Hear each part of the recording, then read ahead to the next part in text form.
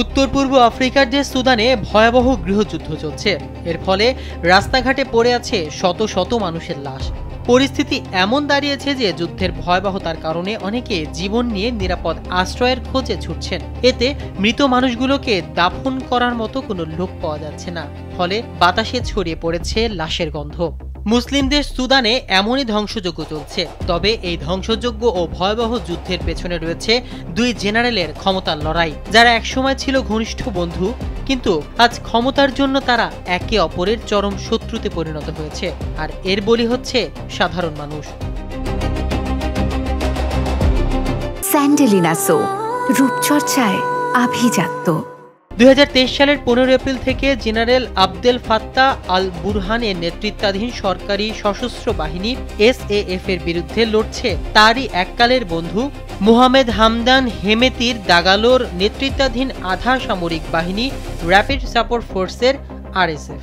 এই সংঘাতের ফলে দেশটিতে 1.5 লাখ মানুষের মৃত্যু হয়েছে। বাড়িঘর ছেড়ে পালিয়েছে প্রায় 1.5 কোটি মানুষ। সুদানের সংঘাত শুরু হয় 2019 সালের 11 এপ্রিল। দেশটিতে 30 বছর ধরে ক্ষমতায় থাকা তৎকালীন একনায়ক ওমর আল বশিরকে ক্ষমতাচ্যুত করতে ঐক্যবদ্ধ হয়ে অভিযান চালায় সেনাবাহিনী SAF ও আধা সামরিক বাহিনী RSF এর দুই জেনারেল। এর আগে 2018 সালের ডিসেম্বর থেকে বশিরের বিরুদ্ধে গোটা সুদান জুড়ে গণবিক্ষোভ শুরু হয়। বিক্ষোভের ফলে সৃষ্ট সংঘাতের সুযোগ নিয়ে কুর মাধ্যমে বশিরকে ক্ষমতা থেকে সরিয়ে দেন বুরহান ও দাগালো। একনায়ক বশিরের পতনের পর 2019 থেকে 2021 সাল পর্যন্ত অন্তর্বর্তীকালীন সামরিক কাউন্সিল TMC নেতৃত্ব দেন সেনাপ্রধান জেনারেল বুরহান। তার সহকারী হিসেবে কাজ করেন RSF এর প্রধান দাগালো। এক পর্যায়ে নতুন করে দেশটিতে বেসামরিক সরকার ও গণতন্ত্র প্রতিষ্ঠার লক্ষ্যে ব্যাপক বিক্ষোভ ছড়িয়ে পড়ে।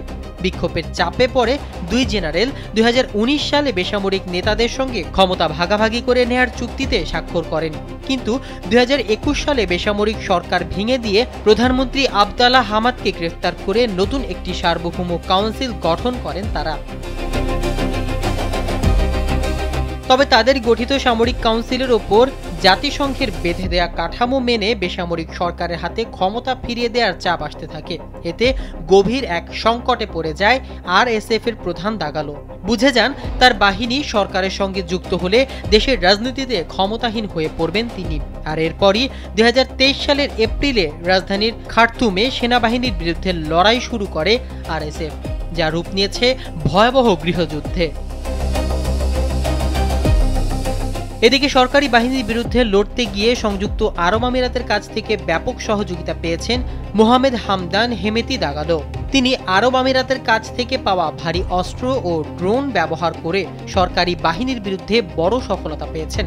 দখলে নিয়েছেন সুদানের পশ্চিমাঞ্চলীয় শহর এল ফাশের। আর এ কাজ করতে গিয়ে ব্যাপক গণহত্যা চালিয়েছে RSF। মাহমুদুর রহমান সিয়াম, কালবেলা।